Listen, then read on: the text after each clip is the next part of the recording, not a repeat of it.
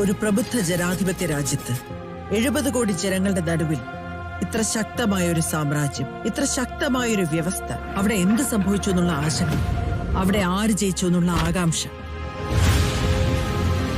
The story of KGF, the story of Rocky. അത് നേരാണോ കെട്ടുകറിയാണോ എനിക്കറിയില്ല.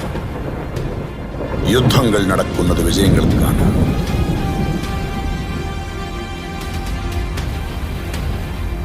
വിജയിക്കുന്നത് ചരിത്രത്തിൽ ഇടം നേടാൻ. History always wins. El Dorado.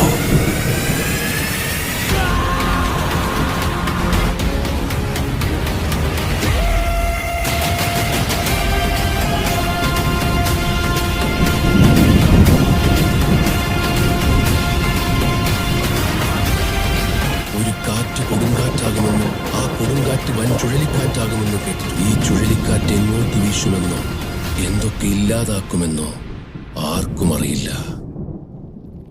ഒരു രാജകുമാരൻ പാതിരാത്രി ഇരുട്ടിൽ തന്റെ ലക്ഷ്യം തേടി പുറപ്പെട്ടു. അന്ന് ശക്തമായ കൊടുങ്കാറ്റ് വീശുമ്പോൾ കപ്പലിൽ ഒറ്റയ്ക്ക് ആരെയും ഭയക്കാതെ തിളങ്ങുന്ന സമുദ്രം കടന്ന് അങ്ങനെ പോയി.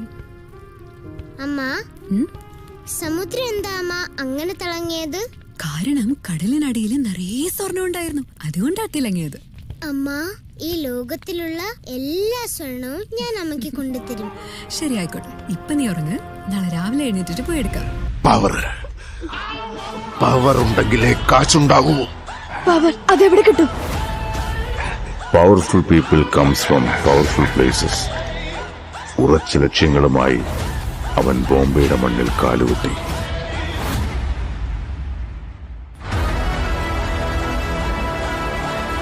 അവന്റെ പാദങ്ങളുടെ വലിപ്പം ചെറുതായിരുന്നെങ്കിലും പാദമുദ്രകളുടെ വലിപ്പം വളരെ വലുതായിരുന്നു.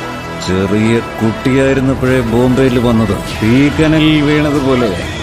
അന്ന് മുംബൈക്ക് മനസ്സിലായില്ല അവർ തട്ടിക്കളിക്കുന്നത് ഇരുമ്പിനെയാണെന്ന്. ഉലയിൽ ഊതി ഊതി അടിച്ചടിച്ചവരാ ഇരുമ്പിനെ കത്തിയാക്കി. കത്തിക്കൊന്നല്ലേ അറിയൂ. 1 2 2 3 3 4 5 6 7.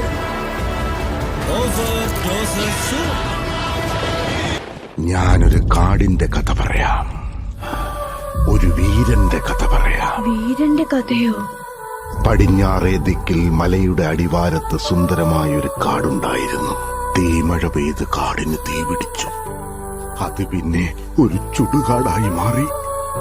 തല കുനിച്ച് തടി വിറച്ച് ഭിക്ഷയാചിക്കുന്ന മനുഷ്യക്കോലങ്ങൾ. സൃഷ്ടാവിൽ വിശ്വാസം നഷ്ടപ്പെട്ട നിർഭാഗ്യവാന്മാർ. വിശ്വാസം നഷ്ടപ്പെട്ട നിർഭാഗ്യവാന്മാർ വിധിയുടെ ചങ്ങല മുറിച്ച്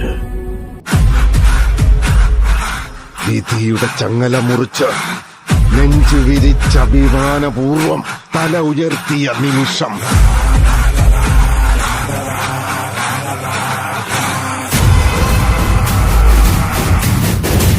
പിന്നെ അവൻ എന്ത് സംഭവിച്ചു? അർജന്റീന വേൾഡ് കപ്പിൽ ആദ്യ മത്സരം സൗദി അറേബ്യയോട് പരാജയപ്പെട്ടു. മൊത്തം മെസ്സിയുടെ ട്രോളാണ്. ഈ നരാച്ചിയാശിച്ചിനി ആരും ഇവിടെ കാലുകുത്താൻ സാധ്യതയില്ല. ബോംബെ ഒന്നല്ല, എന്താ എന്റെ പേര്? റോക്കി. അവനെയും അവര് തീർത്തിളഞ്ഞല്ലേ? അത് മിസ്സായിപ്പോയി മോനെ. മരണത്തെ തോൽപ്പിച്ച സുൽത്താനെ പോലെ വേട്ടക്കാരെ വേട്ടയാടുന്ന മഹാവേട്ടക്കാരൻ വന്നു.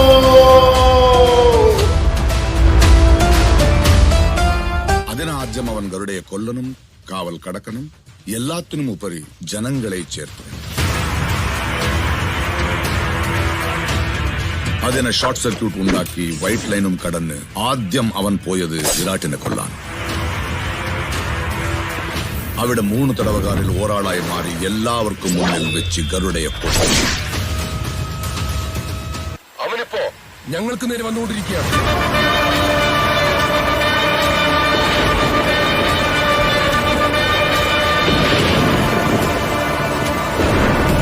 ജനങ്ങൾ റോക്കിയെ സുൽത്താനായി അവരോധിച്ചു.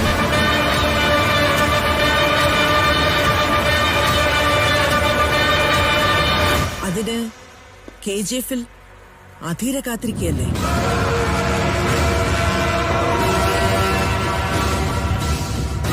വാള് വീശി രക്തം ചിന്തി യുദ്ധം ചെയ്യുന്നത് തകർച്ചയ്ക്കല്ല, ഉയർച്ചയ്ക്കാണ്. റോക്കി ദുബൈക്ക് പോയതിന് 2 കാരണങ്ങൾ ഉണ്ടായിരുന്നു. ഇനിയൊരു കാരണം ഏതാ?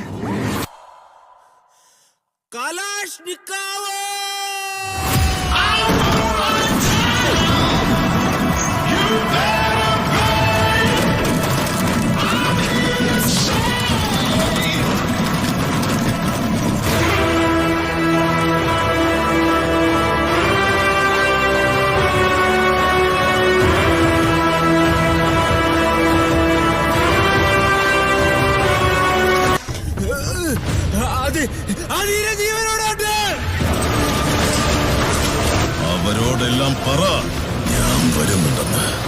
എന്റെ ഉടവാളും എന്റെ KGF-ഉം വീണ്ടെടുക്കാം.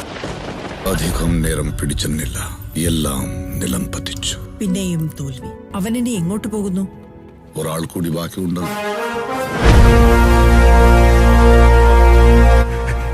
ഇവൻ രക്ഷിക്കൂ. പഴയ കളി അവസാനിച്ചു. വീണ്ടും കരുക്കൾ നിരത്തി പുതിയ കളി ആരംഭിച്ചു.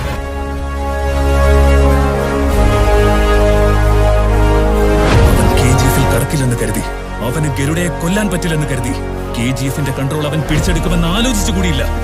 കിലാടിയാണവൻ. കോപം വളരെ മോശമായി. നിങ്ങൾ ഈ കൊച്ചിനെ ഇപ്പൊ തന്നെ സിറ്റി കൊണ്ടുപോയില്ലെങ്കിൽ അത് രക്ഷപ്പെടില്ല. മരണത്തെ ഭയമില്ലാത്തവൻ അതൊന്നും ഒരു പ്രശ്നമല്ല. ഒരു പക്ഷെ ഇവനെന്ന് മരിച്ചാലും എന്റെ ആഗ്രഹം നിറവേറ്റാനുള്ള യോഗ്യതവനില്ലെന്ന് കരുതി ഞാൻ മറന്നോളാം. അവൻ ജീവനോടിരിക്കുന്ന കാലം ഈ നികൃഷ്ട ലോകത്തിന്റെ ആശകൾ നിറവേറ്റുന്ന സുൽത്താനായി വാഴണം. ജീവശ്വാസമായി വിരിന്തേ ഇടമായി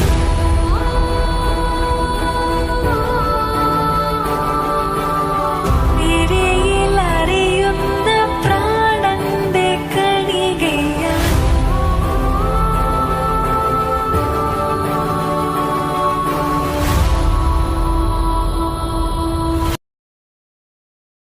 അമ്മ, ഈ ലോകത്തിലുള്ള എല്ലാ സ്വർണവും ഞാൻ അമ്മയ്ക്ക് കൊണ്ടുതരും.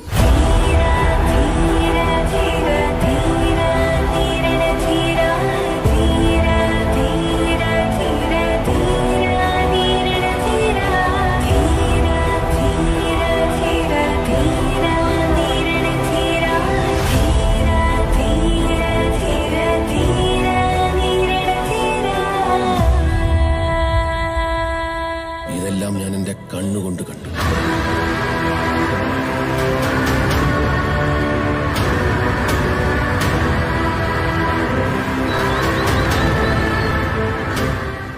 List in all his crimes in the last 3 years.